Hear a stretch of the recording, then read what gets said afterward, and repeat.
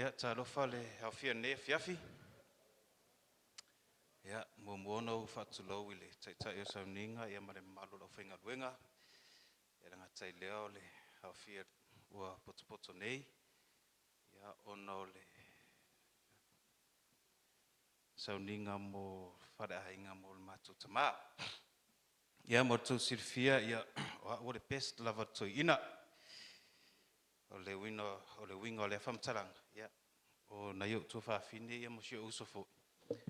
Ia tele lava na o mai mau ia po pe wa re ma ki ping maro ko inga ngi sa mo ia o lo wingoa o Christian o Liveti Valu ia fa so faina e lo tama ia ha ui le po ma loi sa napu ia ti Valu I fare atiu ia o le tasina ngaluenga matu tama ia o stangata e osi ainga ia o stangata fo ia tausi ainga ia na fai lava ia la utala e shoto lua ia man matu fat o te ro fia mo mau I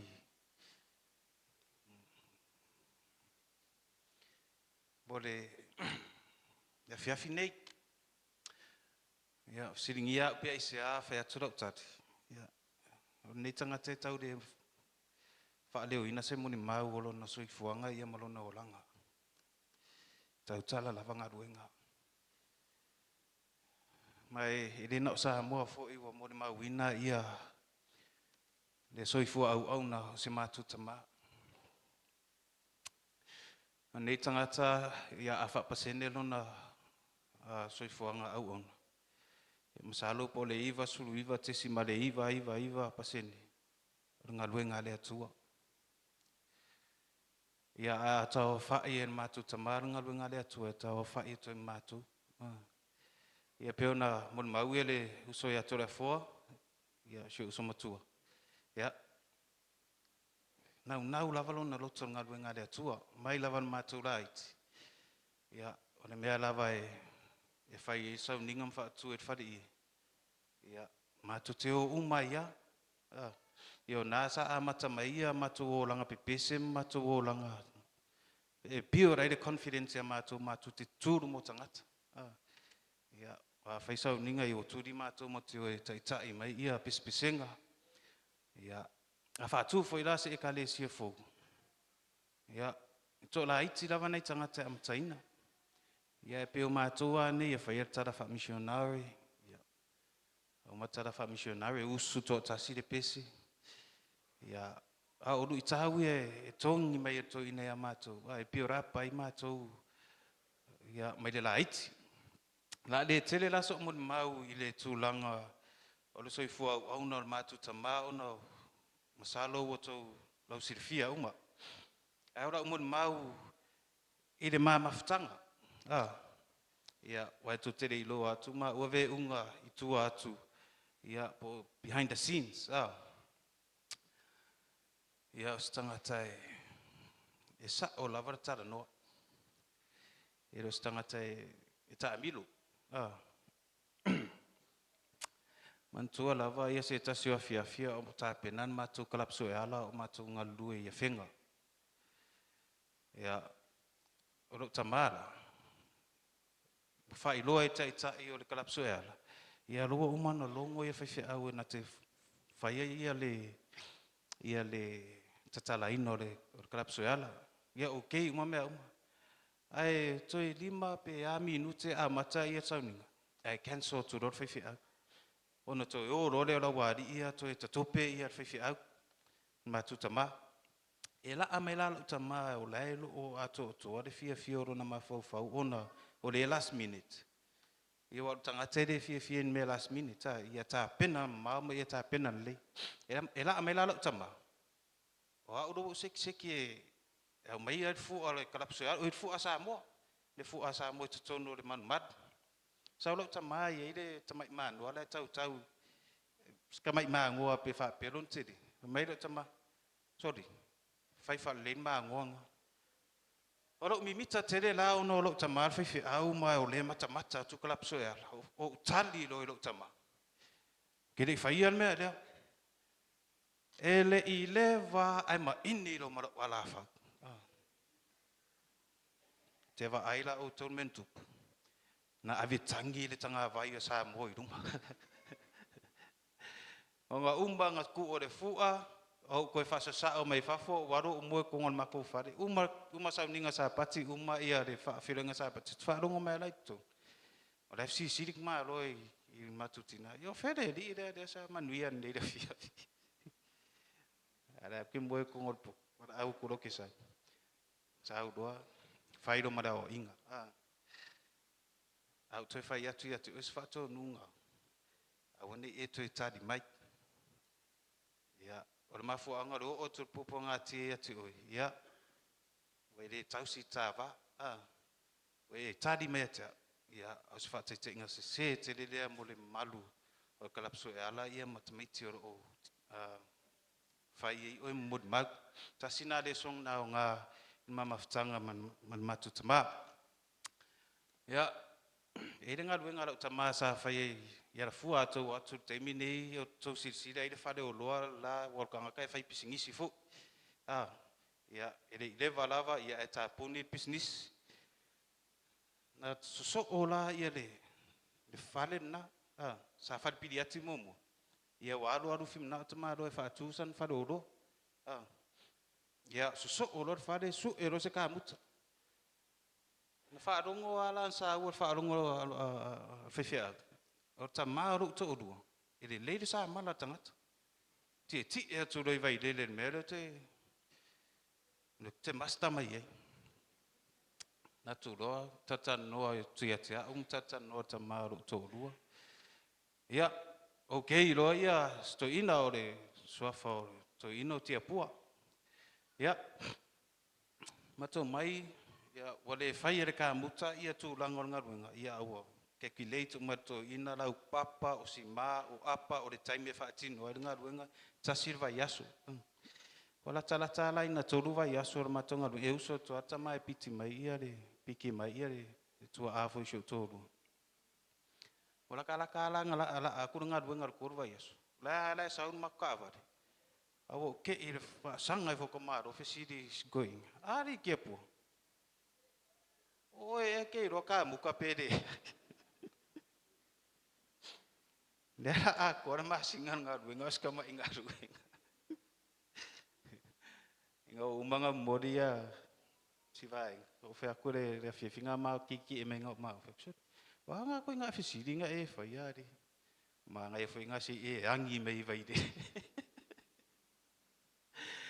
Esta mai tutusa uma matou ilan silsila eu I matou whanau ele siri se tas le siri fo ia upu ai lava ilana tausinga eu ofo I lava I mafa uwo ia maro uso ia matou wo ma tufa fine fo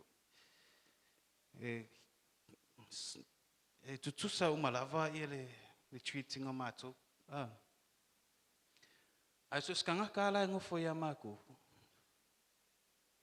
e sidi akula longa treating o kanga ngai do mako emna o ia e se tutanga tana ua moa ia se ne sona o ngai no langa ia ese mai ia o ia se fa manianga wa ese mai mo ia I le taimi pupu le matu te mafutai se taimi lava e malanga I rungo ngaruenga ia te lolo ele lava la fa so ava adea sa pocket money ia ngo kangoro le ka mamao ai ko inga faktet o ke arui ia ke malanga I fia meo dadas ia ngai ari oi sori ai ke sori kuranga vai me ia so malanga ko ki ngai di malanga ia vai kim ia au do da so rak marangai ia ngo fa se ro le ia ka foro ko inga pe makio modia ia ore nga ke raku fa ma vai ai so stein mi au te aru fa ma vai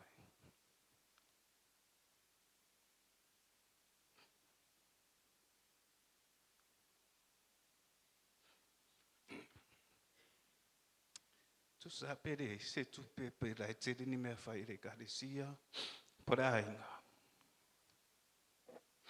fika lea e tama po fera tunu ro te ado. E whadi di ue sa tupu te arma.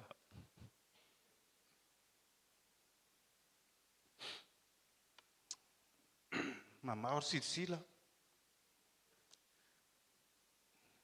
Ta pena ma mau fo.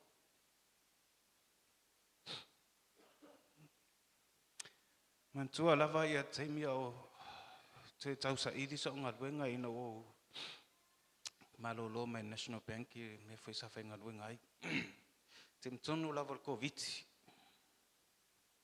E whai ingoa e lo ua whinelon tolu rea Pendilope. Name after la older sister le a whatitua ia Pendilope. E miro name mai la Corona. Te miro Corona. Tau sa iri sa ngā luenga. Whainta lava ona te miro ko viti. Tai au umai whai mātau sanga.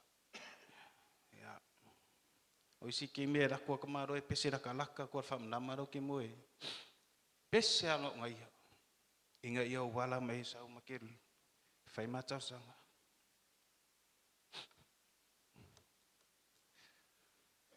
Maa losi o talo. Hei mai ia upua nea ran taro tai au uma. Ina ua uma ta ua ingoa uma ana grandkids o lana whanau a inga. I whai ui uara ia mana onga tarsanga. I se ngaruenga moa.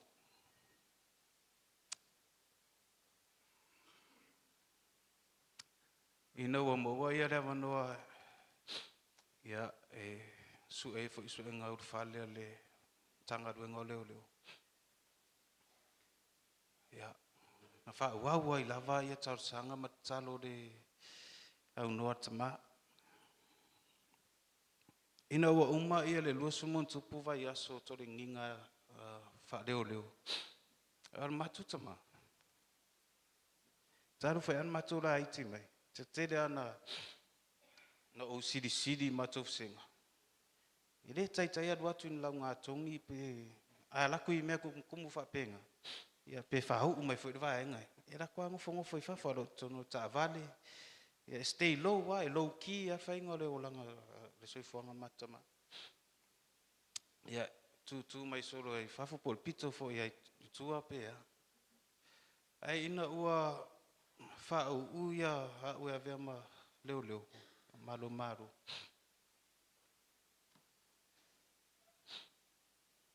Ma ia ro tama ala son. Pisisi o tina.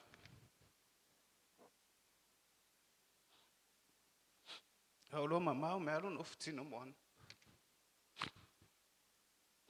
Ma de maka rempo ora o kam.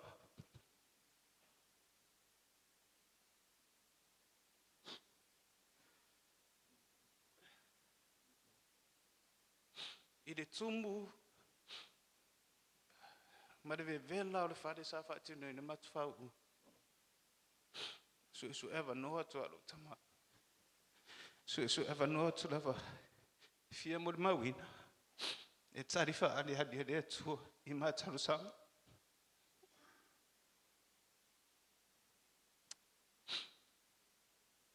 Na ua umai a re whaungan whain matou a inga whaftai. A tala tamai e te hau. Ia veare ngā luenga ua whamanu ia toi le toi atu e.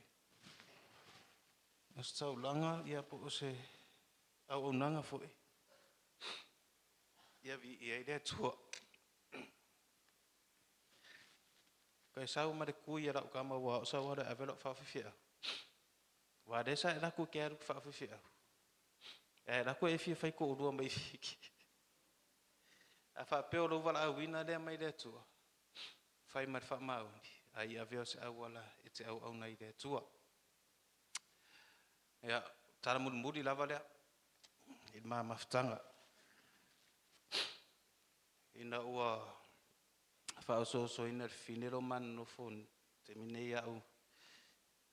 Ia sa whainga taha lava whina ngā loro tama. Ono tū langane ono re wao ia manu. O le mau tau ave an matu tama. O whea lava e whaiwhi awai. E o siro whea ngainga. Madenu. Sa tapu sisi matou ona matou fa'auō boyfriend and girlfriend sa so ina whainga wona sa tapu matou ona pe matinu nofo fo'i manisi o le nu'u pore kadesia fo'i ele mai eu to whawhine e mara usu paua ni tangata sa breakinga ia le tula fonona mai sa whainga tā i le whina ngalo alo tamaha Hero se va ai maulalo i ale se sera le sa pakai mo le ben to i fai la fina o solo mo le ben ma lo su ki pasi ka ko le ra e me le lo ai na lo su ki pasi ko me ma le ko nga ka o pakai se ne ki fa sa ka e o tangata te le tau si fo ya ai tangata to le loto Betul sih, di mana? Oh, report dia macam telefon. Betul, offer it means so for the internet. Given the conditions or okay, so betul masih tu lo dah ada firma mana ada tu. Ayah orang cakap file itu. Ina uang faham ya le toto. Ya macam na macam tu ara ia le se ta sefia fio si fipo ai ara no me ya fo apa o feliz tiri mana vai feliz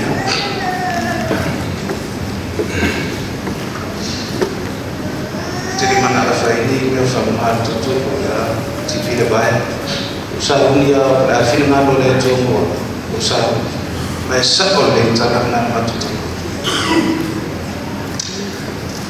usaha dunia berarti le bala awale jo te famana baina le jona na boleh bangsa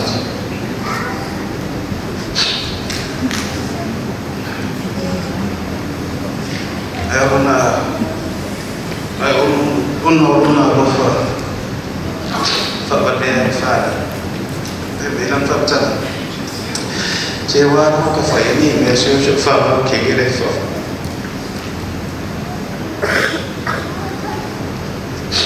mesej apa tu ya mesej apa tu ya cewa film juga wala nama fai dia ya mesej tu ni tu sebenarnya kalau ifa foya bele dia mapopoi ile kama fesifia ile mapafipo ya shoya makola ya ona fipo ko tigiri wo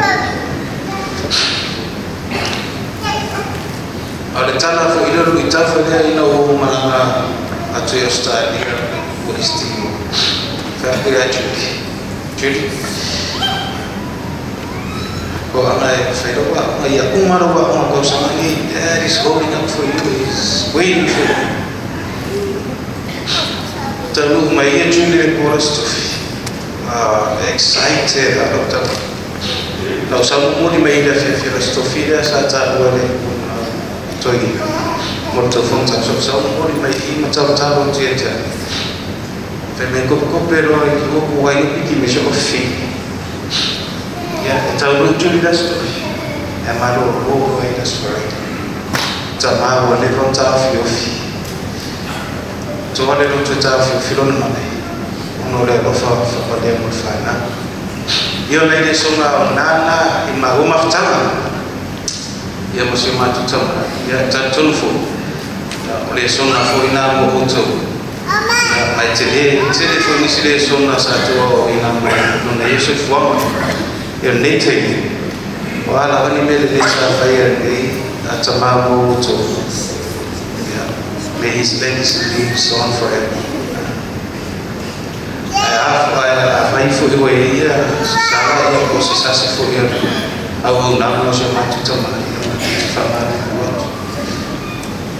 ya tatu to identity ya na titani me mutato Jadi, yang lain itu belum ngapain, melihat mana belum?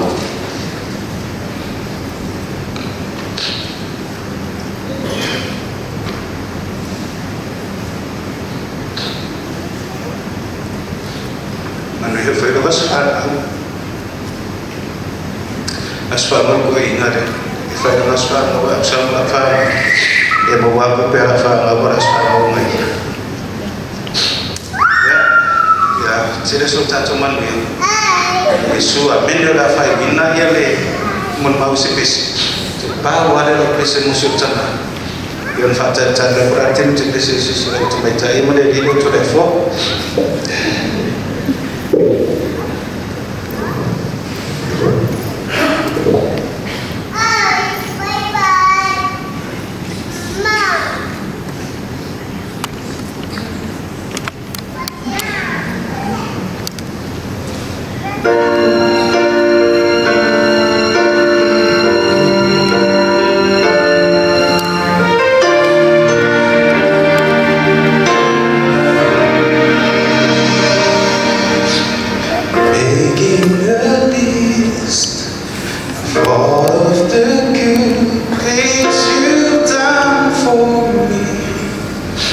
But I've never been the one to complain. But right now I'm lost. I can't find my way. World's gone apart, and it's breaking my heart. But it helps to know that your heart is breaking too. When I cry, you cry. I hurt.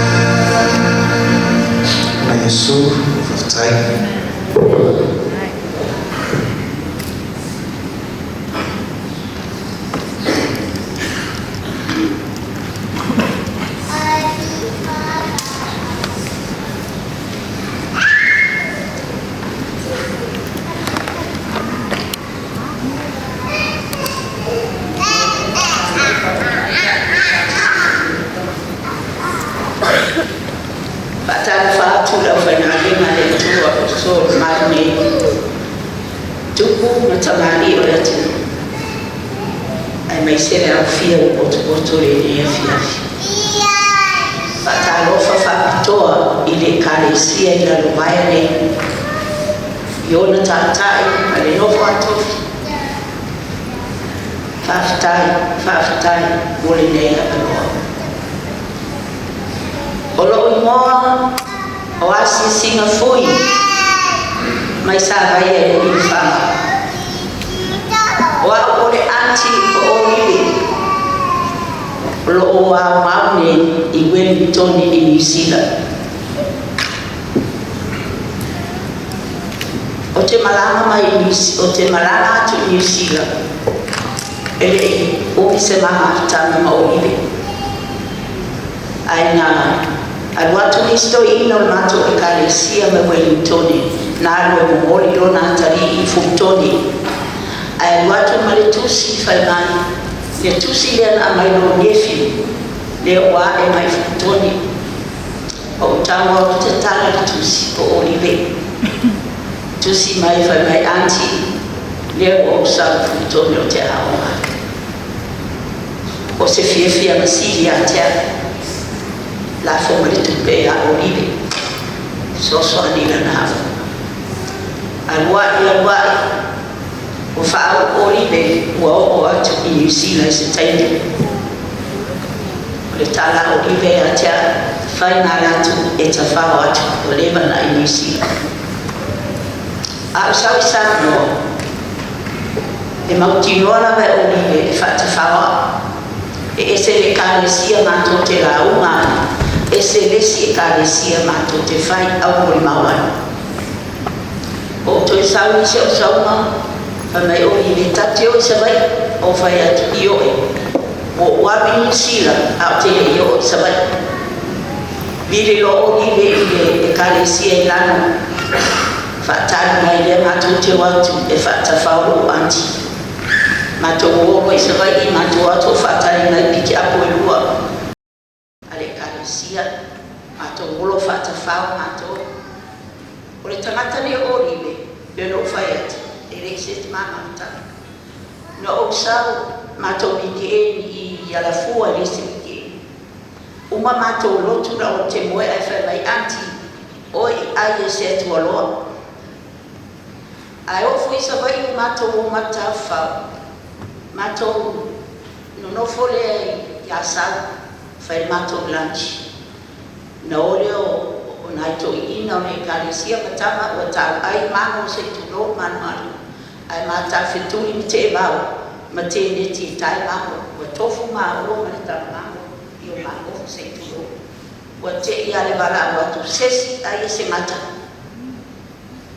ia na drop uma mano ai a le tuli lungo la wa to yo ate ba o te ne ti awa o te le toya ese malta bari se yo le mato o ese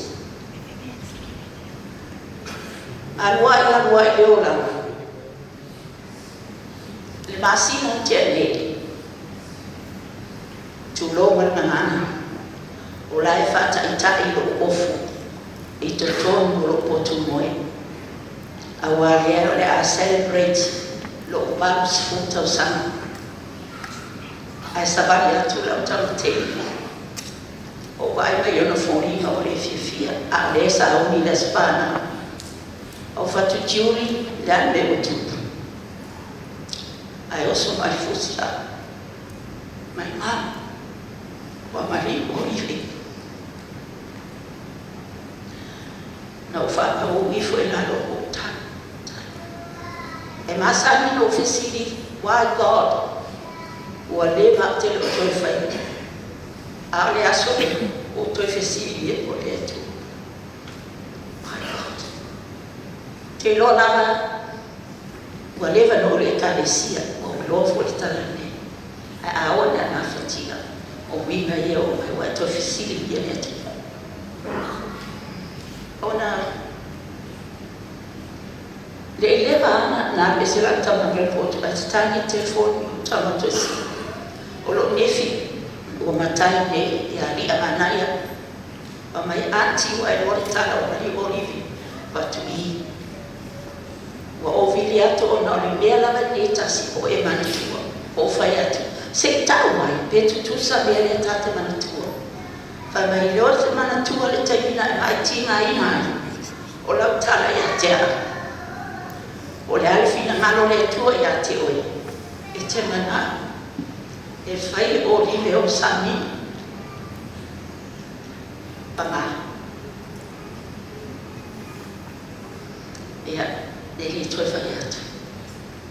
Le aso ele, pelo fato de ter um bom irmão, o sanata é sempre no meio. Eita, é a lofa, é o sai, é le telefone talai não é bonita mata. Na malama mai si tai, só malama tu si lá. Família tina Sawa ya mefatali olive lai sauni. O warule weli mtole fatali olive mawat. O lana tali mbua anti. O amalo matua. O lona tina ahlo. Batu lai nahlos. Bamai o ita so walo matua. Batu iya tai leitai. Fui tai nero fai pele o tato mala. Ma o tulo mas tu fafo.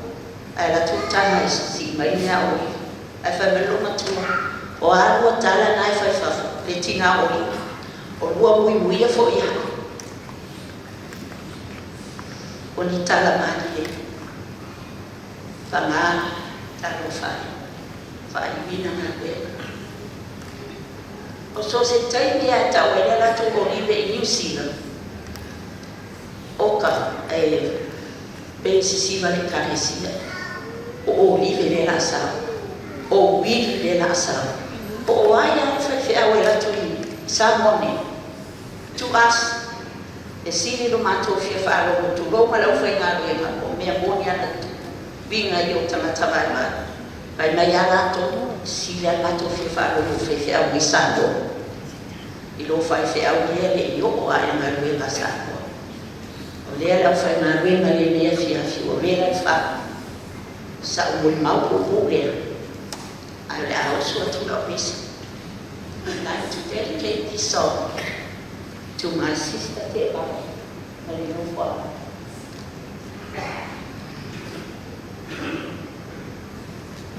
Precious Lord, take my hand, lead me on, let me stand. I am tired. I am weak, I am worn, through the storm, through the night, lead me on to the light. Precious Lord, take my hand, lead me on.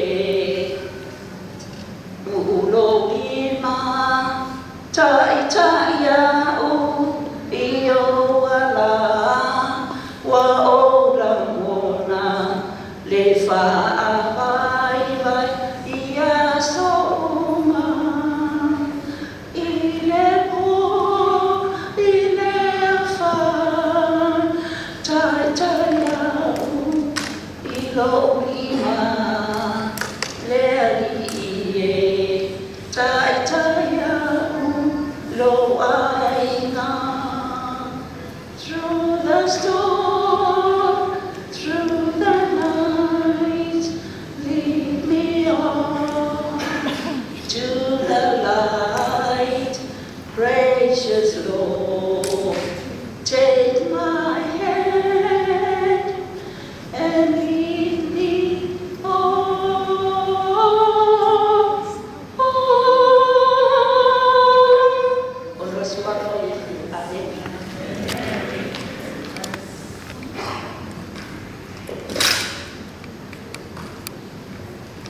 Mana tua ve vela falapea e tu la I tasi ai lunga te iwa matupongia se tasi wa umile sauninga. Tu la ia te lala mai leila. Aftai fatulou le paia o le maulunga o fatalea le sunga tai sauninga ma le paia o lau whaingaruanga ngā lui. Tulou fo i le paia maulunga o ewa whewhai mai tātou te moli mauina ia sauninga whaleainga nei tula fiafi nana wauna. Ia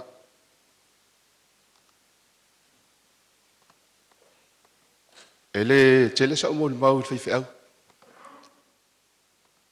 O te olo ngoa o kome masoi mai a sau savai le nu lata le ia sau.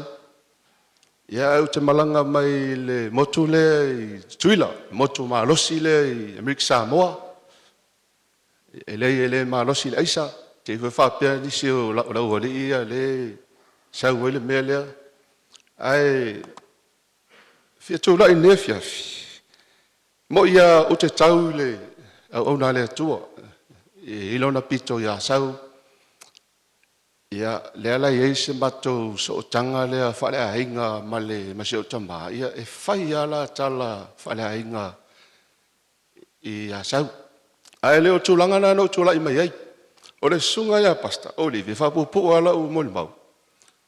O se tangata i eilona nau ta inga i le tūlanga lea o le media. Sa mato mafuta fo i Amerika Samoa. Ia o se tangata sa nau sa ia wa ia fo i le tūlanga TV. Lauro wa inga sunga lupe lena tūla ia tunei sa ngā lua Amerika Samoa. Ma o se tangata fia le mele o le media. Mena to te wa iei ana sauninga whata lai e tali tonu le au ona lea tua. O le mele o le media, o se awala i le taimili nei, e whaalu e lana whiau, mai e tele wawe e lana whiau. Ia, whapupura la mol mau. Nā mamafutai lea ma le sunga le whiau. E i le video, sa mawhilo i ma le whiau, tau sanga le ntea. Ia, ona ona le atua stangata e fia i le tūlanga lea. Sa maftau i le ofisa whai mai, o mai lau camera, whatu.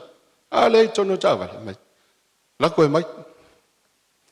Ia, eila le clip lea lau wala au atu i le 80.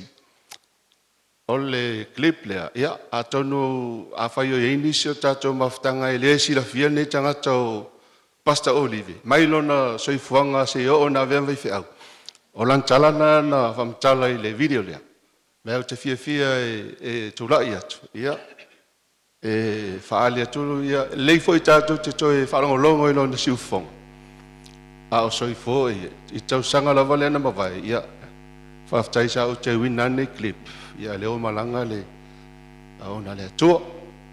Ia whamole sunga ai ti ai le i le ina le vilo ia patu le whamawhananga i le wharitua ia uso matua whawhine manofo i alu.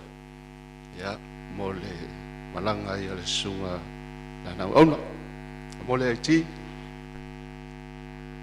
o ia mo le silfia o au o te nofo i alafua ia o te manatu foi e tonto silfia ia nisi o fianga o te sawai ia o au i le pito i sanapu i le tumaro safata ia o foi o le savaia ma yo i le fanga ia o foi ia foi ia ainga i le nulo fana atiu vasto ia a pe foi ia sau savai ia ma le nulo safai ia o vaenga uma ia pitanga o tupuanga ia mo le silfia e le tatou atunu o whaafonga mai o lo ngoa o live ti valu ding ia o foi o le whaiwhiau mo le palesias fitu o le toefio mai Samoa mo tokelau o manatu lo tangata ia po iau ia o le ngoa le nau whairo atu o foi o le whaiwhiau ia e eiro tō rua e foi lau whanau e tō whanau e ma grandchildren to sfulmo le ono ia o fai ainga ia le auri i mo ia to fa pita iane ile tulanga o le fasolonga o le anga i mai o savalinga mai le taimi sa lai titi ai sa o ola ma tupu ai tono sa inga Kevsiano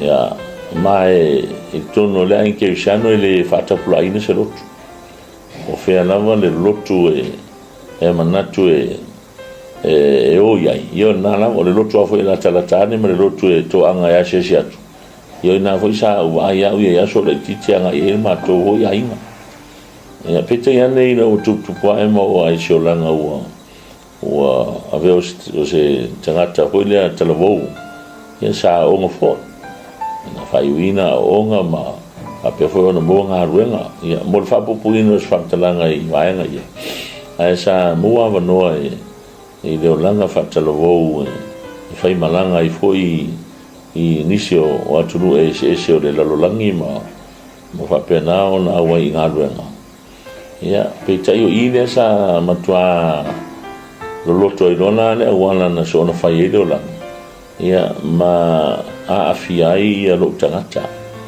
i lau tiro i le langa lea wa i le tulanga sa i le langa sa o ngaru i lungo me yo va au ho yo le seida sa ferro i le lalolangi ma wa tamiro le tiro tu no la mai le tiro ia feo inga e tasia le me sido on fata wa ina ro langa i lungo ngaru na sa i o lava malos ia male mele o le uro te pa o le tango fio pa lau fa saina pe o meia sa fia tele ilo ola te lo afa e inisi sai tonu venga taimi lea na mato iai e la tu te mori mawina ia la fantalanga lea wa la tu te sida fia leia lo foi tangata ia ma sa fanga ina sa fa ingoina o e tangata umo le mato o va o tangata siamani o tangata mai East Pakistan o tangata ina mato ngā lua whatasi lungo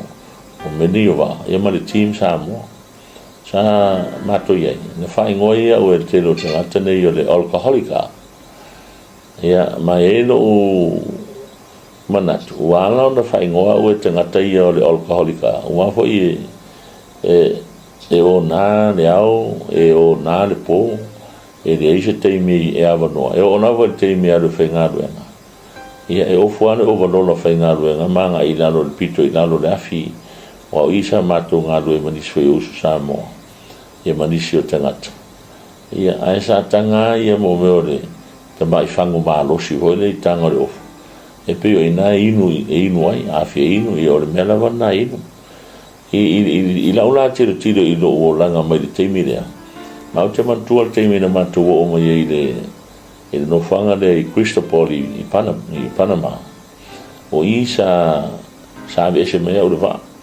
o na whaini nunga na matua inu e manisi le ngat Samoa i se tupulanga Samoa na matua o whatas ia a inu foi takata siamani ia la topito se i o na whaina matua fifina weinga ia matupo e rose vevesi ia o le vevesi lana na matere o au na mafu ai ia na lairo na ave ese mai au mai lewa a sa taura le matou wa i le wafu i le nofanga le Cristobal ia pita iane ua tupu le vevesi ona tu ave ese le wa ave utu te le sami o taura te le sami aia watu le wa leo ma le wa faola wa foi le sosani mo meo emergency ia ua mai le tangata lena le vea e ave whanamai e tonga fiti ia e mai au le wa leo ua mai ave roka i Panama o te le mana ona e whamtaltal te le tuni sio tu langa whapea ua o leo langa na lea lana o ta ua lau whamtalanga o iau o le tui ngata na sa o iai o le tui ngata na sa o wona mai ai o wona talavou ma te lero na whain na o na luka au nai Panama se i o le teimi na whai por kalame uma le company ia le Columbus Line ia na mau o lava i le teimi na whai ai au le valele ano foi au le whaltani malo ino tana mai au tu al whalpui pui ona ave lo wa u fal ten malo fa no fo na tal tele te me to mo le sa mo o afianga na o ye lo olanga ona o sa wela ye sa mo ya e tele a fo inisimen tu pu sa mo nei pete yan o le te fa tela to le siri de o ya o le to ngata na sa o ye lo to vo mai le se tela vo sa fa ngo fie le o langa sa ye si o manga le ya ma o se o langa e foringa mai sa le ma popo le lon fa tu langa ina i do la tangata e le ya fa ina e fo ya lo wainga ma a ya ta wa ye la filinga le anga sa fa na ma fo no po wa tu nga fianga ia ma ai sa fa tu to ma tu ia ma e la ta i ma fo tu ia ma ti mai ia e le fa tu no fa tele vo pe a fo le tu langa lo ye tu pulanga nei vai ta fi wana yo tatu matua e tau mo fai e fa poka la mea ture o langa wan manuia ia e se avoi le mea anu fai e fa pena avoi la se mea na tupu mai ilo uo langa ia ma fa pena ona usa wai ia petai ona o me sa moa e sa tue mole ono ono tue ngarua i li company lea sa mani sa whaunga i le tu lea o Amerika ia ma fa pena avoi ono o tue i lesi tu o le malo Amerika ma le Pasifika oni whamanianga ia te au ia ina wo tu no for teimire nei wo matua ma whairo wainga mo tu e matu na tu tua oni awa noa ma o mau awa noa i sa o maua ona sa o maua ina ma o tofo ai ma o wo i ai ai sa tele na whale tonu la o whiriwhiringa le whai unga o whiriwhiringa na whai ona o le awa malos ia ma fianga o whala o whasaina peita iane ele marua o sa mua whalongolongo mai ia ole i tua inga tangata na lea sa o wo iai se iola wa na iere teimi na o malo loma i fo i lungo o meo ngā ruenga wa ma o mua lo lea wano te whalongolongo ai ia o onga whatus pa ia a le ka le sia so fitu o tue fio mai la lawaya ma o whalongolongo i loa i le ono vai aso na whaile por kalane ko i na suia i loa lo ma fau o le asui le au lea sa au tau a vea le asui le au lea sa au tau a vea ia ona sui lo lea leo langa o sui ma ua tali eina poi e sui leo langa ia ma whapena ona tausini lola ia i seisi la sanga ese mai i ngā ruenga whapea ia ma ua oi lona le whiriwhiringa i le fia vea i o se au nā lea tua whaifea ia ina lea e o e sau whamtalanga i le nei teimi ia e mo le silafia o lo na tangata mai i lo olanga mai tutu mai se yo o mai na mola o ngā ruenga ma le whatau ngā o le teimi ma le olanga sa o ona sa e maua ta mau ainga e sa lusi sa maua lea wanoa e tau ona maua i se mea le lei e sa whaale tonu ona o le whiriwhiringa sa o whaia e le talafitau sa o mafau whaua pe aisha ma foi nei me uma ia ai i vete mi atua o te whanongo longo i le manga nuo o le poto lo i enu tina te lo teimi i whanongo ai manga nuo e teimi o te whanongo ai ta umulo umoa i gumo i tala no alo tina o lo ramanatu ai alo tina po mo i vavani po le afko i se me wana intertal no na o i e tono poto ai na o lo mo muliane o lo fai ngā ruenga lo tina o le tatalo i le tua e na ia so sani i lo uolanga e iso uso ai o le talo na waru tina e fōringa mai e ma mawhanan te talo i atia o na o so langa to i lalo ma le isa online e ma natu na o le tina e tauna i se suinga ia te noa o le ana leo le tali mai o le atua i le talo lo tina na sui e lo uolanga ia ba vea i roa fai fiau ia na ua koe wa onga va fai fiau ia whau mai ma vea ma ua ma o fai lo wa inga fai ma whanau ia se io al teimi na manatu roa o tau nei se swinga lo laka ia o teimi ana o sui ai ma li liwa i lo laka na o manatu ai ma o fai lo i le atua ina o ma lama i le lofo le atua whamona mole le tu au te manao i se isi au wana whaunga ina ilo uolanga ia na mai te filinga o te whaiwhiao ia ma mōne o noia o whaiwhiao ma ngai atu ai ia ma apena na whamangia mai le atua ia ma mōne e inu no o mawhioanga o le no mua lava na ma whaiwhiao e man matua inga le awhi se lau iwatasi o le no leo lano na mana nofo i lano au na iti ai ma whanau tūtoro te mire tō wha o na iti ai tamaiti ia elese no whanga whai ngofia ua sawa te wha le tonu soa vai wha le tonu ia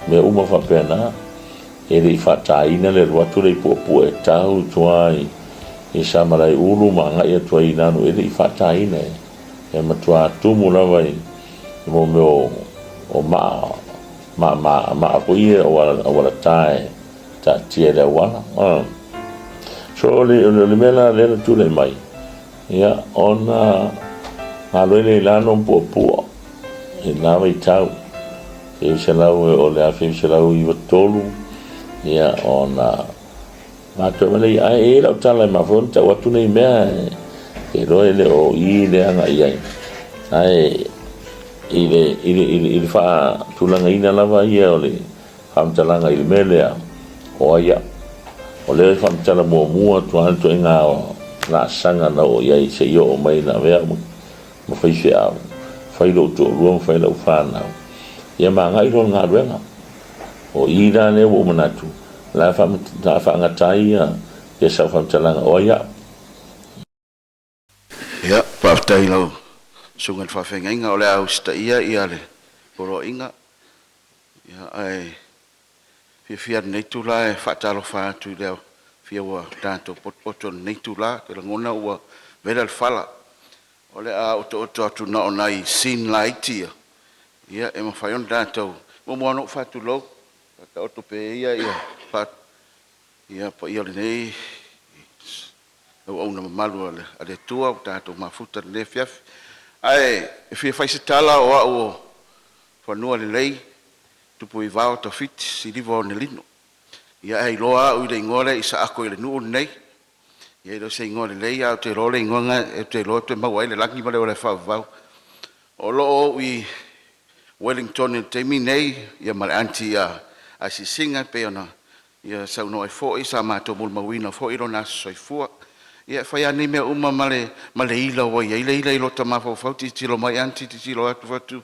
ia tau fai lue ma ulu mai lo le mele tup ia sidi le e te atu fatu o te atu sa mo e dem no le ia se fai se famtalanga ia ile sunga le fafenga mai a o leitit ia pe e latu ia e o atu fai fa o manto ainga ia pe o to mai taxi fo ia e te va vela walu me e fe au ma me fai o te mai tauina ai o le whainga woa a te waoma ma olive se peole e security ai ase o tina taimi uma ma lota manatu o stangata le anga le nei tangata ia ai no wa ia ai ia na wha taunu ina uma wha moe moenga o te manatua ina wa uma mai vai loa i rea onga wha whai whea vai loa le anga whai aro mātou a inga ia o rokta maare le pea ai wa nofo alo ta mai ngau tai ia ona ole e kalesia male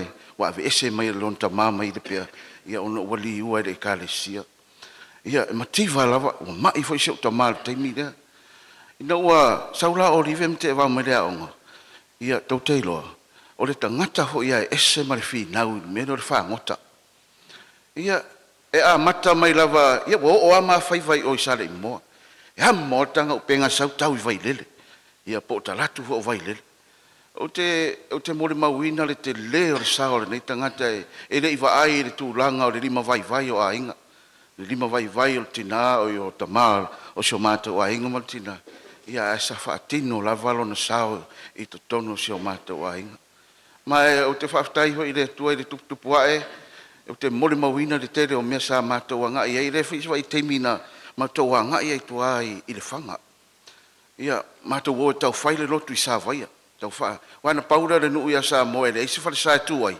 a sau ia lotu le kalesia e sa hoi ma le lotu as fitu i sa vaia mata wola e tau fai sau ninga me ta utu ma a mata mai e le tau fai ngo ia e pisi atu pisi mai aso uma a te ia fai mai a te au dese son matu o ta wale o te rei lo pe fa fena alu ta wale le ro te lo mantua le aso na utu ai ma ngapa i le tungo ta wale ne tangata e fai ai le fatu tua me uma la ai ola i pe fo ia te au tu langa le o le nau e ngalue e fatu tu no e ka le sia i no wa o to e fo i mai le lotu ia o saulola ia lea o lotu ia la fua ia mato wa nga i roa nga i o i fale lau niu ia tele ala na mato mai ni so fiafi fo i mato te fa ma vai sa pati mai ana ia pe mai na mo er ma mau i o e to tele to mai ia wa o to sfuru ru ala fana fa tu ia o le ala fa me o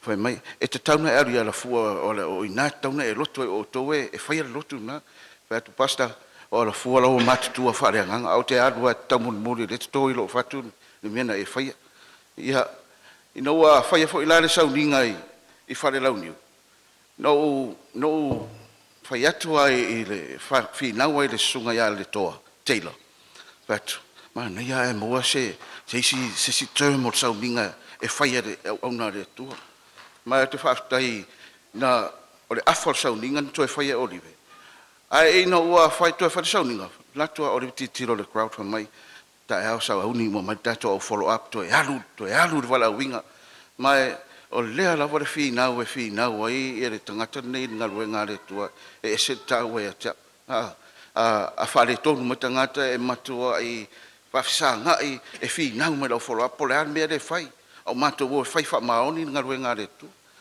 ia ai o te fa tai le tua nei wa ino wa mato wa nga ingi sila i tau sanga tu on tua no ma no lo no wa mato e feilo ai fai mai ata wa o fa manuia le tua but ia fa tai le tua mo vi le tua no wa ia tu o mo ia ava no mo wa e ma fai e ina ia te minero o lo o a ngaluenga i Wellington fa to ina in tau sanga ia inisi foi o to finga le kalesia o te fa tai le uso ma to fino foi o me o te struck oi no o matu o mata no matu fa lenga no lola ia le so time mi la volte alo ia olive ia o walu mo lo nganga o te fa maoni me la te ia po le ala me o te watu ai o ni fa la velave fo te mana o mi ai ni pusa apa po se tupe po le ala pa te mia e le fo i fu e tari mai la o la fo se me pisai fo fe auma o te tonu la va e nga luere nganga o le tu e fa tonu me o mo la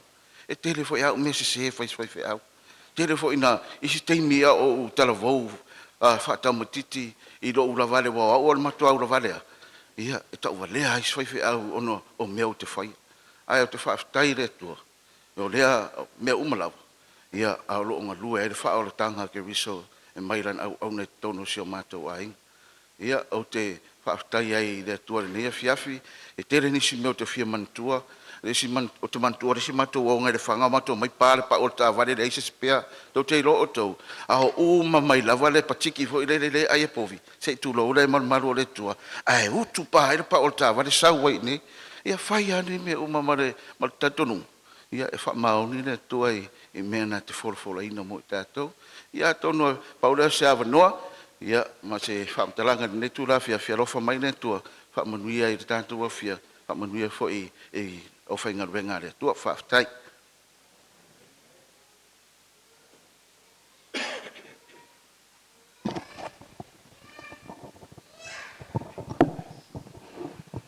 Fatalo fatun maluman pa ia la fio fain puts mai nei a fiafi. Ia okay lowa vivela fala ia la kam fai aku sio ainga fa pu wa. Ia le la maka kul mon mawa tsa malum lan fa naule. Tsa mo esolo lunga i.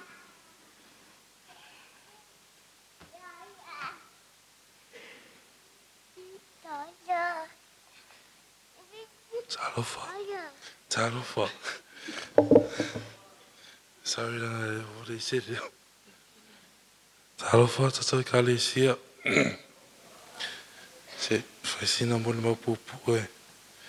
Tu sai man maftanga male tama por le fe aufo. Ia ole tama ia ma whiroa i le lua whilo sfulu. Te mi mua lava na ua oi o le i alafua. Tala toina ia o le alau me le whai. Whakaro ke sau i aturi. Me toina. Le ke sau friend, po le boyfriend and girlfriend, po le couple. Whako, mea ngā. Oh, ke ura vale a. Whako i rea, i whamona mone. Ia, alu ala, ia re a fiafi lea. Whain mako o loku. Mai ke apura ke miu ke alu e whare. Whako e se koe kiki. Ia roa ia mako o loku. Wongi ar ke miu ka kalo e koe inga. Alu kalo ko maa rofa mai. Ia, whaftai e whoi o matou maa futai e whoi maratali a silila nea fiafi. Ora te fia alu lato ainga o fia whai a vā i alfua. Ia winga e to ina e se whangarunga tā. E se male alofa o le toa. Telefoina i mea nau o ina me to ina. Peira le me leo le. Se temi la vea mateo e whain mawhātau. E tūle o ta māloa o ton whaloloa. Kia re whesiri pe fia kau le mele mga oi. O sa e kau kle kau ko inga, e wha mai. Kau kā kere koe aru kongu o e whai pe mo se pa u. Au kua koe rumanga. Mai aru konga vai pe mo se pa u. O alu roi konga koe sau wha mai lai mo wha koe. Ia lang mo mer ka pa u wha mai. Ka whasira oi vai ngare kongu o. Ia. E re whangalo inga ia winga ia ko inga e se male. Alofa e re ngata i lo whanau. Aolo a inga foi ai o niue. Ia te lo me whai ar se matu a inga i. E sawa i lava si to e ina mo silo matua. Me le wa alu si to e ina e re te langu na mai le. Loto whaftai re i. Whaftai e te e mo me o lava na ia whai a mo au. Mo si o whanau. Mo si o a inga i ngata i ai o niue. Ia, moni ala fiafi, tai lava marawa no.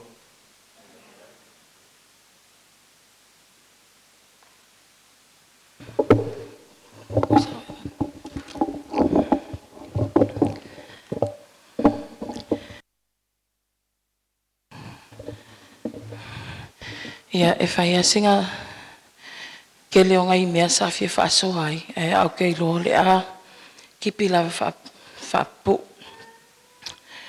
I think sulua tau sanga talu ai. Sa whamanato e ia le masfulu tau sanga tama. Ia, ai le whamanato ina le masfulu tau sanga tama. Na ia tau sanga ina ia mato. E tusi na mata moli mau whatau ia ia. Malanga kalang whai mai ia mako. O ke mga au ia kusi o mako moli mau. Ia mawhaiunga o whaalongo ai. A wau ke o kilo, ke le koe langonga mai. Au nge koe moli mau se si o ko ia. Ia, nga mako whaia whaapea, nga kofu mako moli mau po lea. Umalonga as whaangau, ai whai mai kamaya mako, ke re fia ko moli mau. Mak wha koe PSA, ai whai mai tama. Moli meo kangaka e moli mau mai meleanga me lei. Ia kalu wai o ngā wa uman nei a uli na o mele lei lava. Ia leo le a o focus ai a ia la umoni mau i mea whaale lei fo i tama.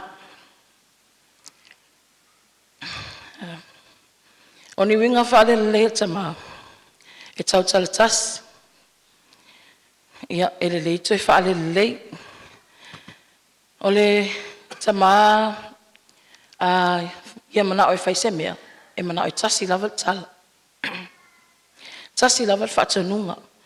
A whapea e tu mai whatanunga ele o whetau malo mawhau whau ma oi. E tu lava ia oi o mawhau whaunga ma o manatu e te whaian mele whai mei to ina.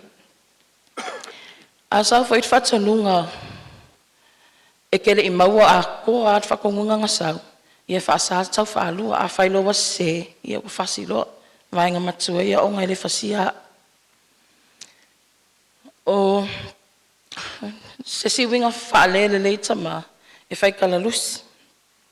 A whapete le maa sani tama, e mawhai onga e alu e se mai man mako a inga pol meolo i tama, mako aki ngā lo loko, peke ika fo. O tama e whaikala lusi.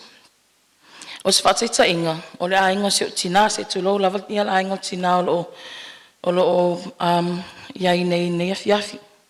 E la fiafi na whai atuai, ia le tanuanga la inga lo tina I il matau whale ia la fua. Ia whai atu tanuanga to e sau tina musu musu to e ina, mai sau meanga le se I whaalava ia se ki o makanuanga. Whaasanga mai koe inga o le ngofo mamakai o la inga o tina, pupula o mamai ia fofonga ma, ia tuangane ma uso tina, a whai met koe inga. Kere I whako e miskan ngoanga sko ainga e whai nge, a koe whakau fo ia o mare puki e whai kala ngoanga ko ainga. Ia, e whai kala lusi, o kei loa, a whapeke close to ina, ia, e te sila fia me malama in meola o te leo tam whai whaaso ai. Ia, ma se winga whaale lei muli whapupu atu, e kau whaase, kau whakuluku I sika imi whaingo o anga mea. Ka luonga a makanga mai koe I ngā e tau sanga o mawai.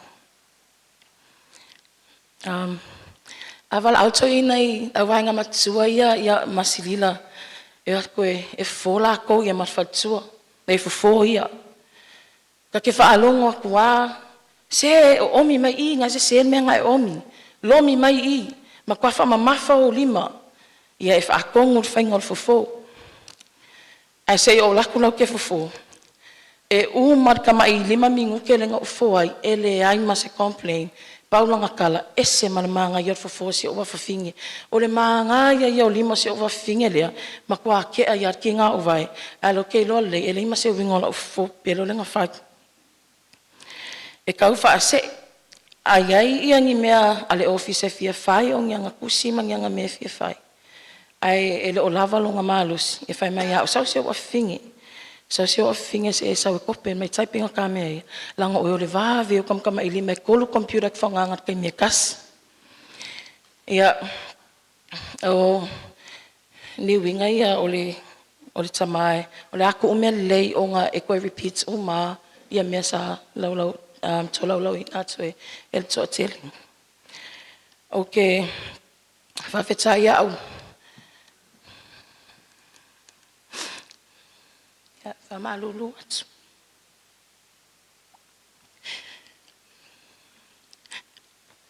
Ia,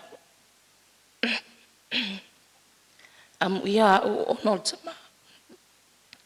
Amu ia se au whanau. Amu ia mai o tsangane po usu. Ese mai male whai tama le hanga o ni tama. Si ngā male tango 5, e 5 vai. E whahi lava le mea tangi atu hai. A tau ma whai mea sidi. O umalanga whaafianga o le whaalu vale o ukai mia ko nguma mau. Ma usau mo koe alu. O ke alu e kumulo ako pa o pusa pisu po ma pusa tuna si o kamaha. Ki nganga le lava se kupe, e mga o kapenga lila o malanga koe fo I maa. O ngā e whai mai o ke au mea ai.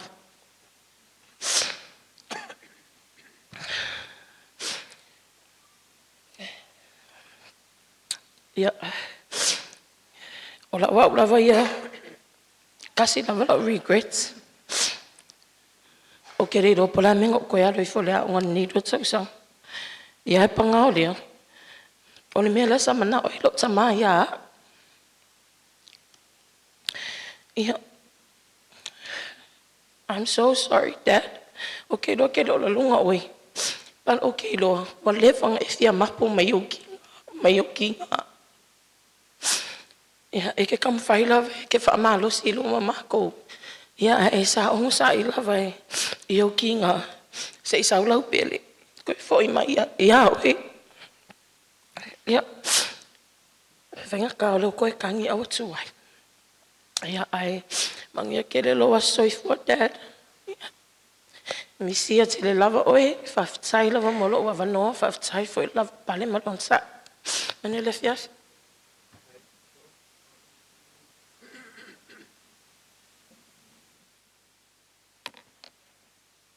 Ao le whitauina ia a fionga whalafola le tua. A tonu o le mo tātou taunu umai le muta anga o tātou mo le mau. O vela fu le whala ma o il mau tinoanga. E a ua tau o na whaamutaina le tātou sauninga. O tā pena morana upu whalafola.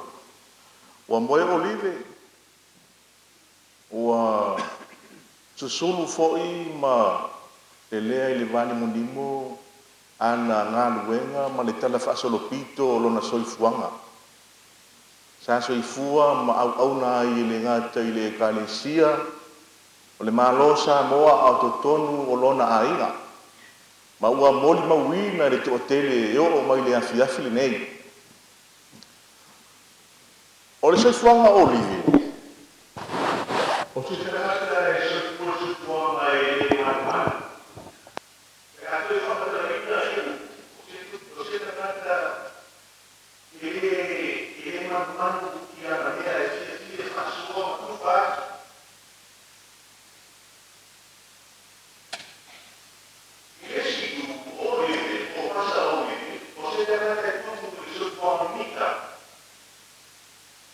Ma te mafuta la ma le faife au olive.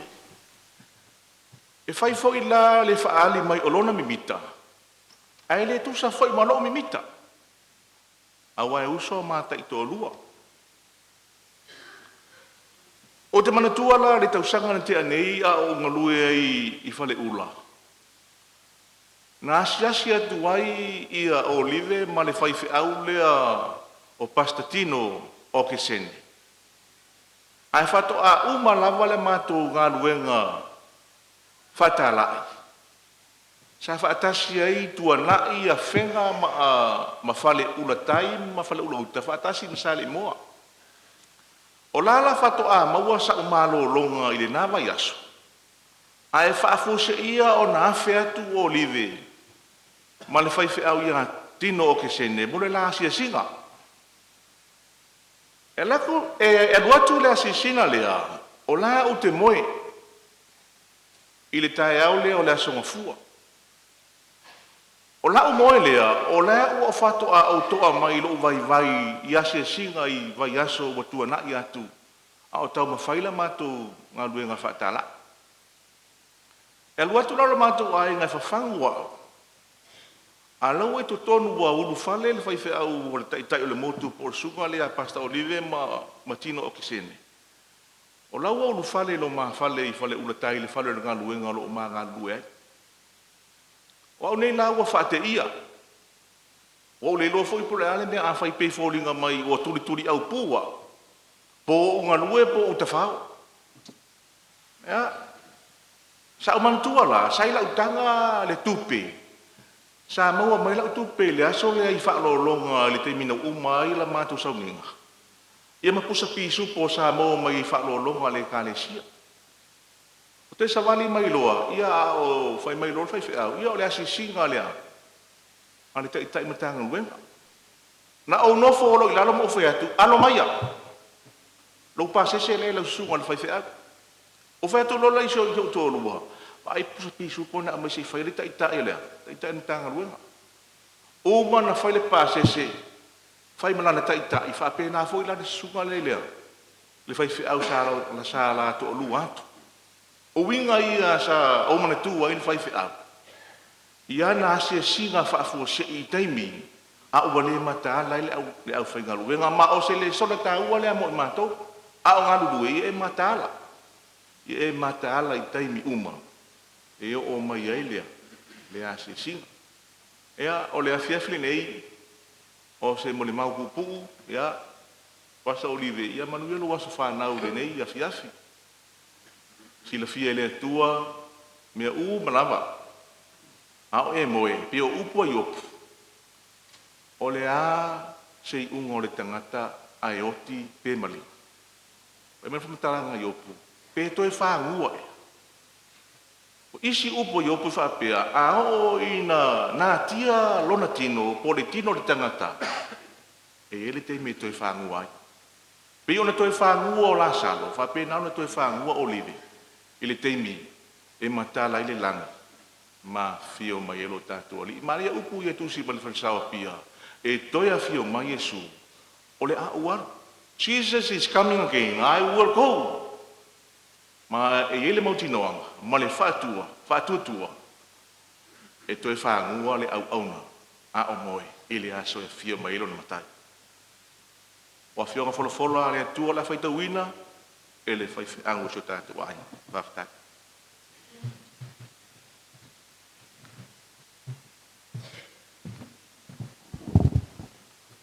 To load pa iyo sounding similar like teacher before I start reading the Bible. Po mata kilipile na sounding. Pefeo. Ele me tasila mis. O susi sila mai wo tu wan tulungai. E ele a ingor vefeo I manono to load. O le suafa o le vefeo. E a fua mai manono. E a tawan sila fia pena anko. On wila malanga. O le upu whaitawina le atua le nei fiafi. O le amaua le momoa te salo nia le mtau po wha. A o le whai upu sfuma tolu se ia o le sfuma le vanu. Wha fonga mai o le au whaitawina. O te loto ina ia o tau loa le au soe. I le mataupu ie o momoe. Ina nei au tau wha noa, pe o isi le aiso lato wha moe moe. A wā a whaita tau te tali tonu, ua maliu Yesu matoi tu mai. E wha pe foi o na au maia le atua wha atasi maia, e o momoe ono Yesu. Ma tau te whai atu foi le nei mea i ante au tau le a fionga le li.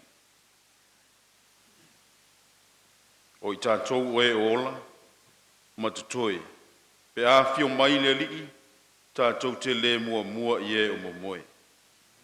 A wā e a fio ifo mai le langi le li lava, ma le alanga, ma le leo le angi sili,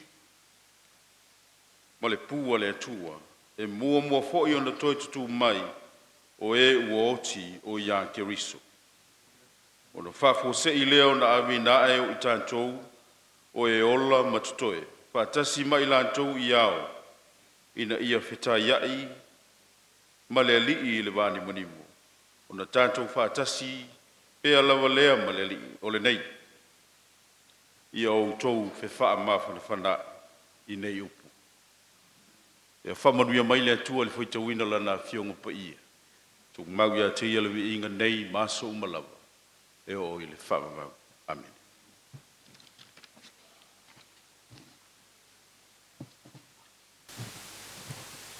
Tailo sunga le whaiwhiau o liwe le ataua mo le whetawino na whiong paia le atua.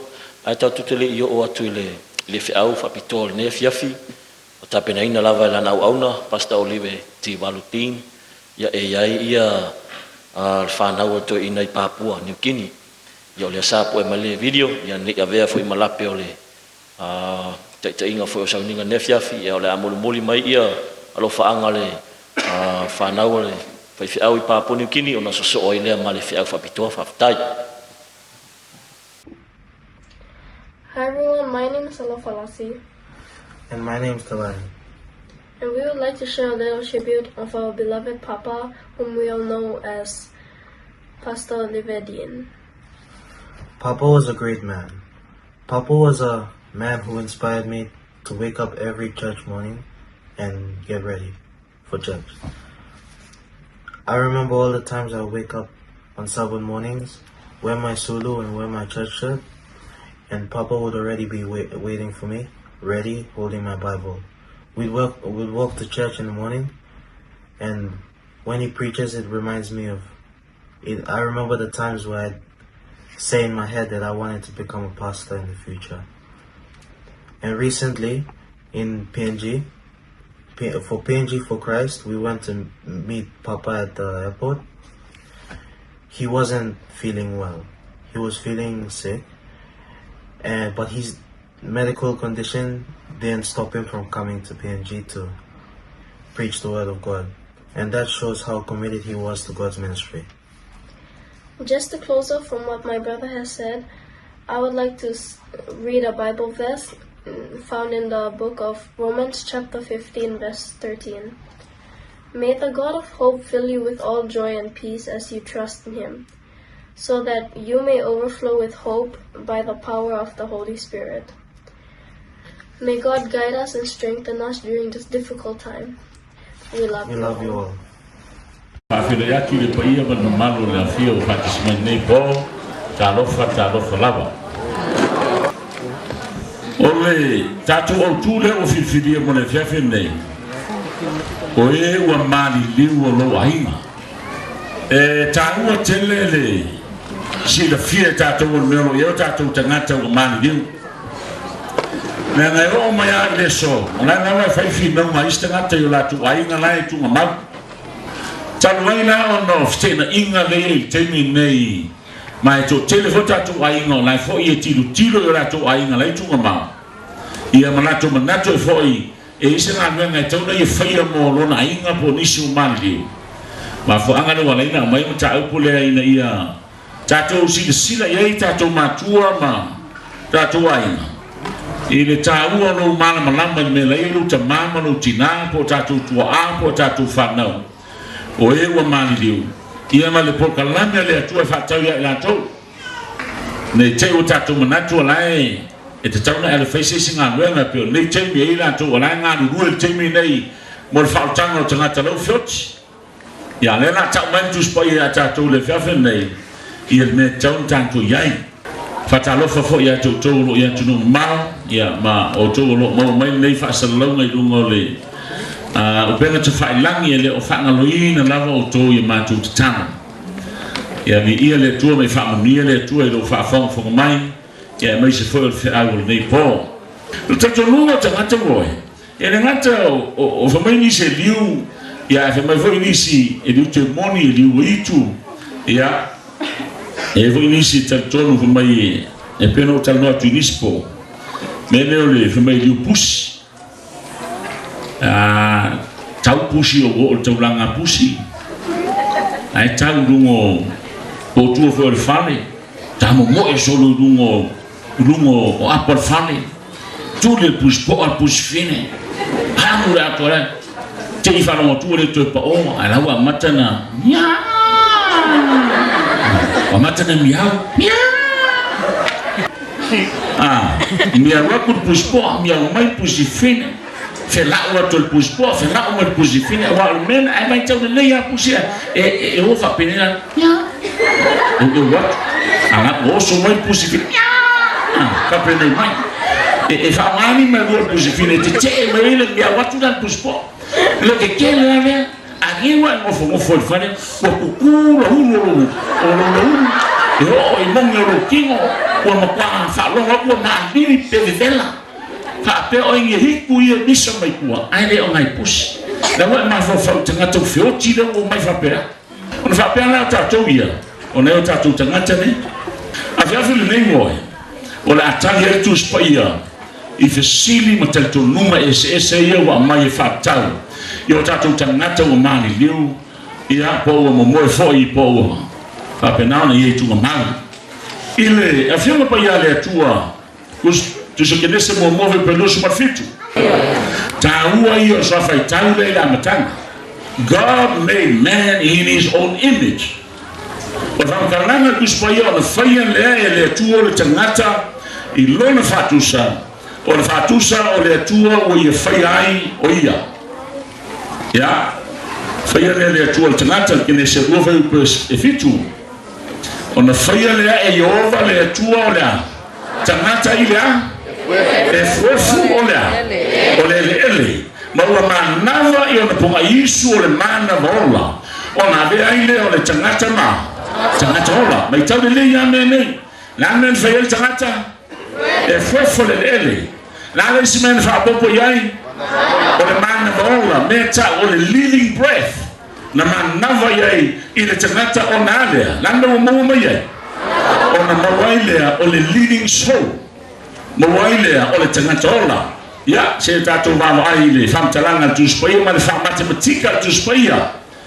Fa me le famtalanga na me luina. E fuefu fa popo le mana vola o mawaila tanga tola. Dust plus a breath of life equals a living soul. Tawa yo mena pena ile tu tanga telanta. Le inisina. Na le fuefu le lele tu ye mana vola. Maua role tangata tangata ola afafela pa oti tangata fa manolo tala tu spaia il che ne se tolu fe pesuma rivo ti mena tatu fetarina ia tatu malga feta It's like for us in awana kaina noi awana foi it's a tokia manolo tala tu spaia o tangata tatu ainga yofot e to e foi atu lava ile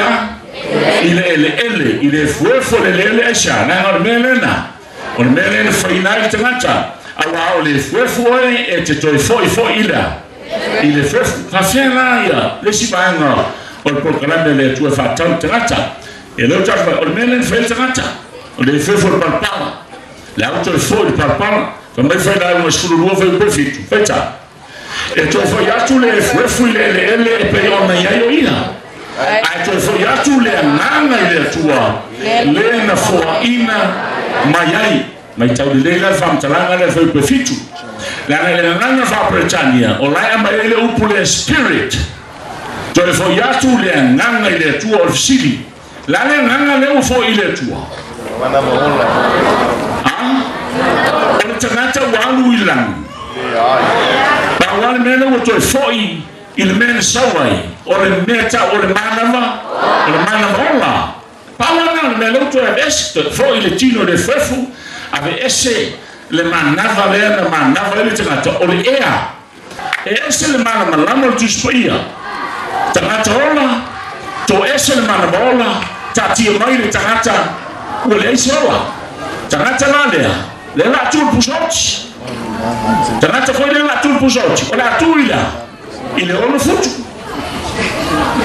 tati ailena a ola tene tera to liuto fanga pe ya sisi awala to amai le tino le fa fo mal tu ma e te la tu to le va amela to mai to punai to punai la tati mai a o liu pala umara il tino tato va ai le fiolo pa ya le tua il tuo salamo e salau fasu leono fe pe fa Polanet dele wa esse feita o salamo e salam fa on fe fa feita e esse no nanga e foi atu ile ele na yayo ia e fa o matia ile aso ona mana tu na tuma o le tamala mantina o le uso mal tuo fine o tanato tatu ainga ia o mo tu mama fa mai o le aso e oti ai e alo se ai le nanga le o le manabola le spirit le alo se ai le manabola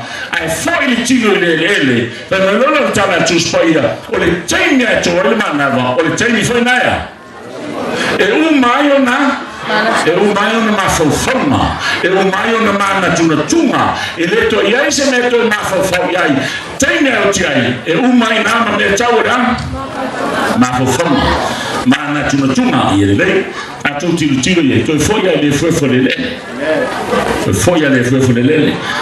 fai da una iva tu mai le si vai na tawra fai da una iva per prima si faccia awa e wala tu lo e oti la tu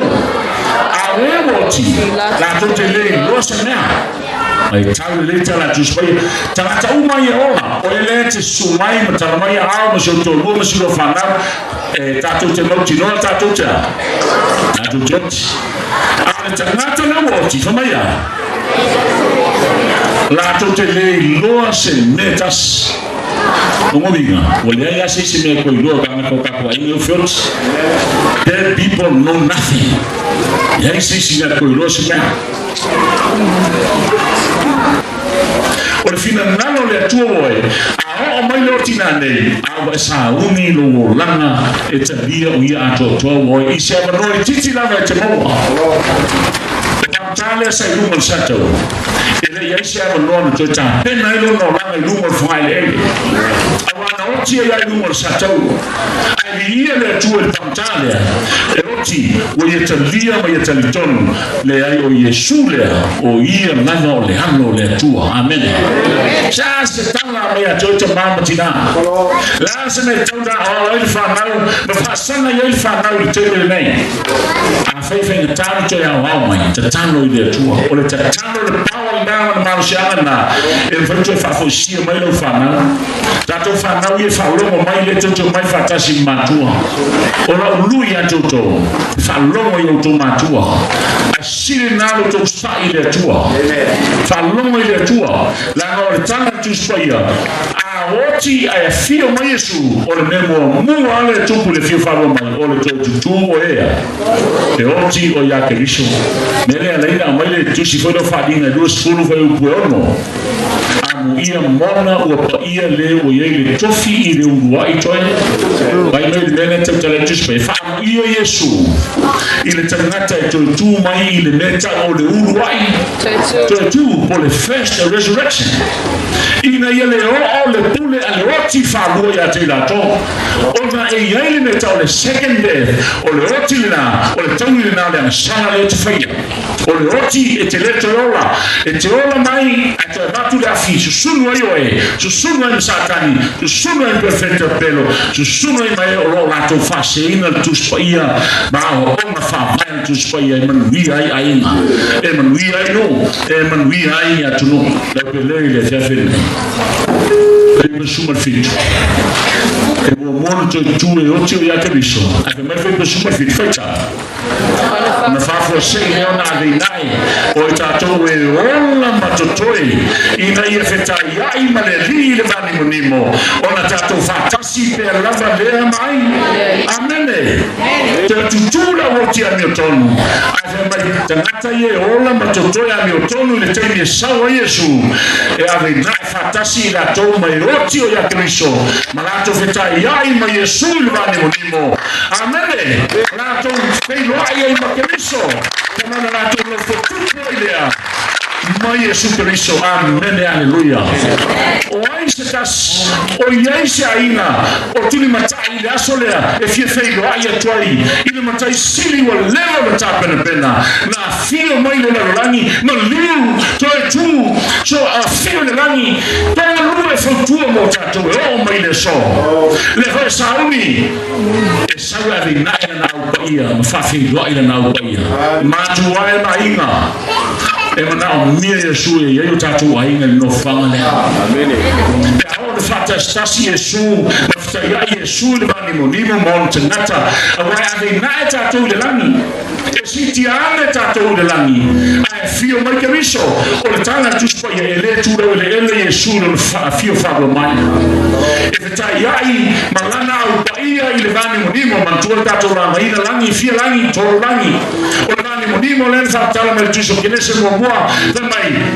na vai foi man fele le taulo to ingola ona langi ona vani monimo fai ona langi na vani monimo ne tau le atmospheric heaven la upaia e fei roia Yesu mal na upaia ona sa uni lo Yesu mai tau mai le valana tu spaia kama ona sa uni lo Yesu malana upaia atolea ole aru la tu fai na malanga i le langi sa tu to le langi le fio ai le tu le tama le langi le tafe ai le vai tafe o le ola le tu ai lo atu tono le vai tafe le la au le ola le ai le samba ye fola ya ulo e pe le vai manino e te lo ai le ata o folina le ai pa ia le roi o man sa ni Yesu mola na pa ia sa sa tani le zafene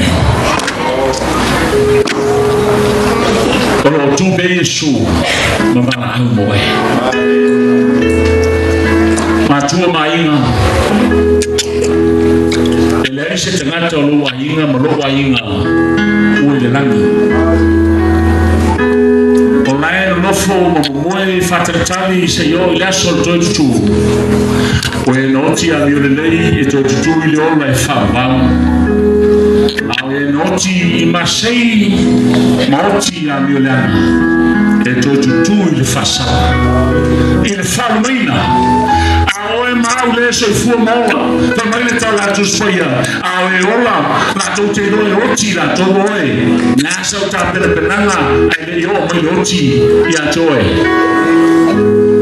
la sa ta per penana ai le ilo mona ina le u le olea o le rama e te le fie fa lo mai le taimi non ti hai le meta vili il vaieni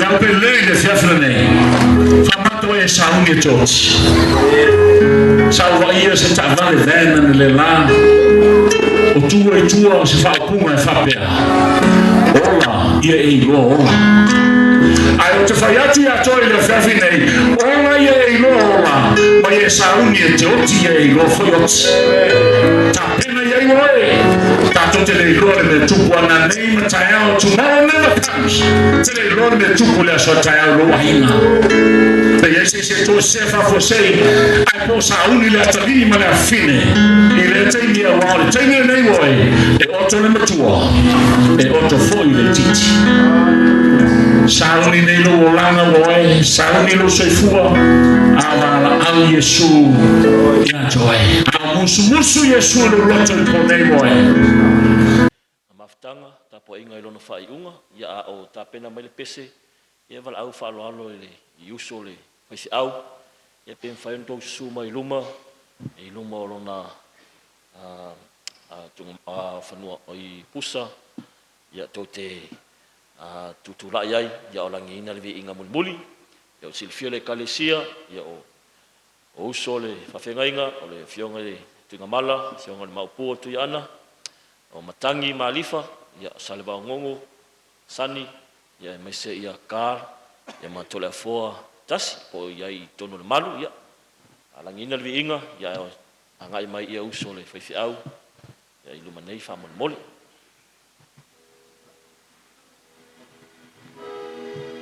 ya tatu tutulai mo le inga mole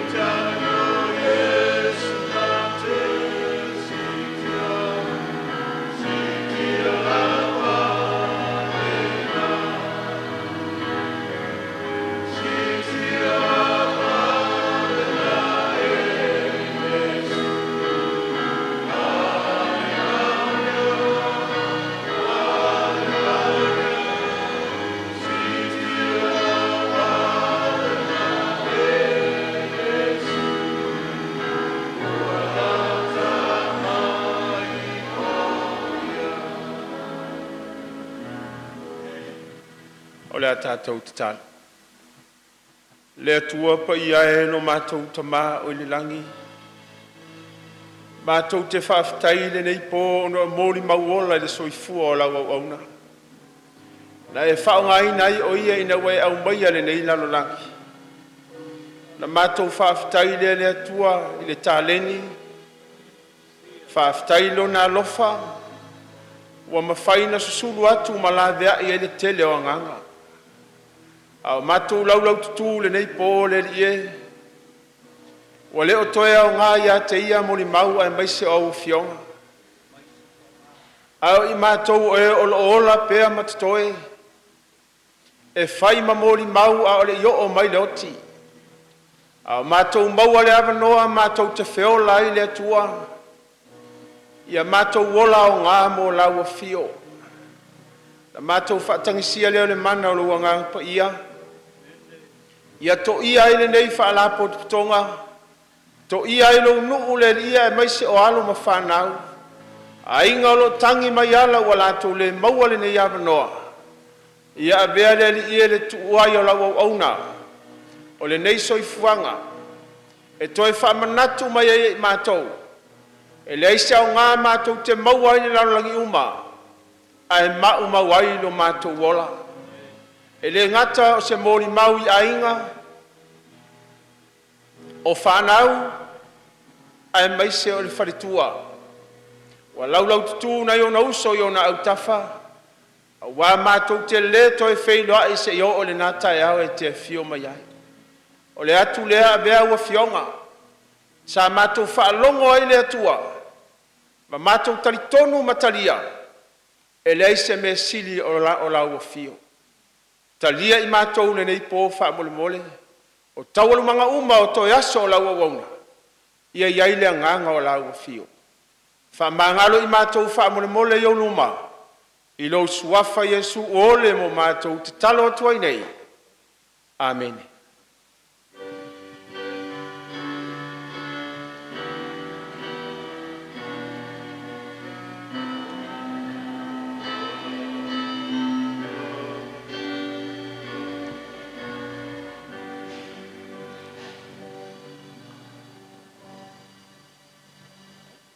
Lala mai lalo wha mole mole. Na lelo leo e whai ma whangata mole mole e so mātou nei a inga. Ia inga ngā lua. E mo mole atu ai le nganga whaafitai tele i lo tau awhiwhio matala mai ma lo tau wha malolo mai. Ona o le mole mawina o le soifua tautua o le au auna. E le nganga ma le whamoe moe o angale leile atua ma ua whamanuia fo i le atua ia te autou le nei afiafi. Pe a ta ape atu ia ua tapenaina e le wharetua ma le whanau ma le ainga. Ia se whaamalo sitino i tua i whafo atu le tātou maru nei. A walo tau hufonga tau mawha ia le ngate i leo tau mafuta whatasi mai mo tātou. Ai whamole mole tātou tutulai. Ale atu ina atu ia le sa le fai au mole molona a inga ia fu ale se fulu atai au le taimi le ata to e mafuta ai mo na to sauninga muli le ava ma le falo alo fa fatai